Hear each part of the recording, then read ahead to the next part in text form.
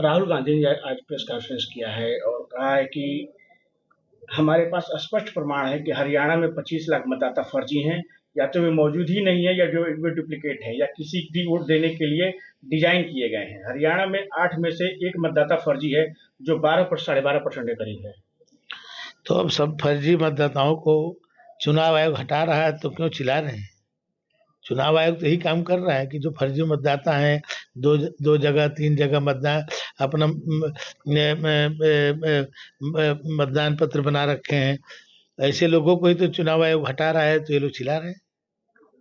राहुल गांधी ने उस दौरान एक प्रेस कॉन्फ्रेंस दौरान एक फोटो भी दिखाया जिसमें एक ब्राजीलियाई मॉडल है, जिसकी फोटो उनका कहना है कि वो अलग अलग बूथों पर 22 बार वोट डालती है। ये कैसे संभव है? वो कांग्रेस की कार्यकर्ता होगी, वो कांग्रेस की कार्यकर्ता होगी, हो सकता है। नहीं, उन्होंने चुनाव आयोग पर किया है क्योंकि इसका मतलब है कि यह एक केंद्रीकृत ऑपरेशन है। नहीं, उनको पता है 22 जगह वोट मार रही, तो सामान्य आदमी थोड़ी जान पाएगा। ये उनको पता होगा, उनकी खास समर्थक होगी।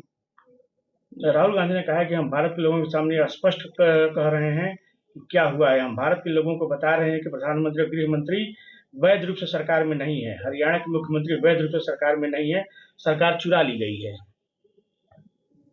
अब हो सकता है इसका एक्सपीरियंस उनके पास हो, क्योंकि लंबे समय तक जो है कांग्रेस देश पर शासन सत्ता संभाली है, तो कैसे चुराया जाता है ये बात उन्हीं को पता होगा।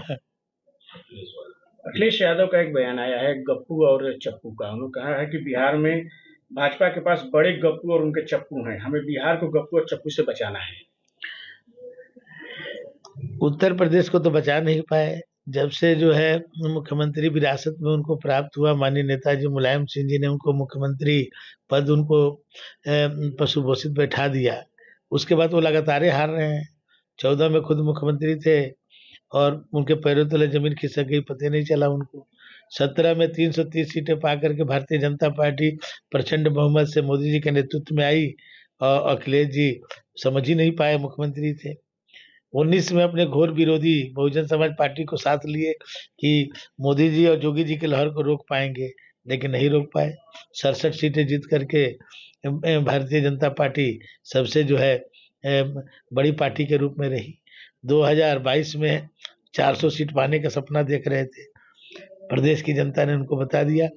38 सालों के बाद कोई लोकतांत्रिक सरकार दोबारा सरकार में अपने काम के बल पर आई, तो योगी आदित्यनाथ जी की सरकार आई। 24 में मैं कह सकता हूं कि एक बार इन लोगों ने भ्रम फैलाने की कोशिश की, झूठ बोला कि मोदी जी 400 सीट पाएंगे तो संविधान बदल देंगे, आरक्षण खत्म कर देंगे।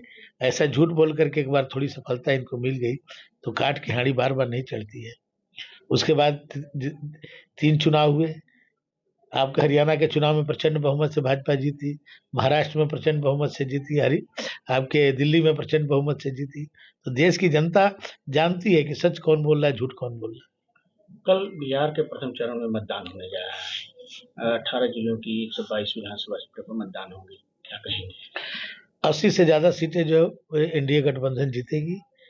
जो मोदी जी और नीतीश जी की जो डबल इंजन की सरकार है, जो काम हुआ है, आज वहाँ की सड़कें, वहाँ की बिजली, वहाँ का पानी, वहाँ की कानून व्यवस्था आज जो अच्छा हुआ है, आज महिलाओं के लिए सीधे उनके खाते में पैसा जा रहा है, शराबबंदी, ये बहुत सारे काम हैं जिसके कारण बिहार की जनता इस बार आप केवल जिताएगी नहीं, प्रचंड बहुमत के साथ 122 में से 80 से ऊपर सीटें एनडीए गठबंधन को मिलेगी। अपील भी करेंगे कल मतदान के लिए, कुछ अपील भी करेंगे कल के मतदान के लिए? और प्रचंड बहुमत से लोग जिताएं, अपने मताधिकार का प्रयोग करें, पहले मतदान करें, फिर उसके बाद जलपान करें, यही बिहार की जनता से अपील है।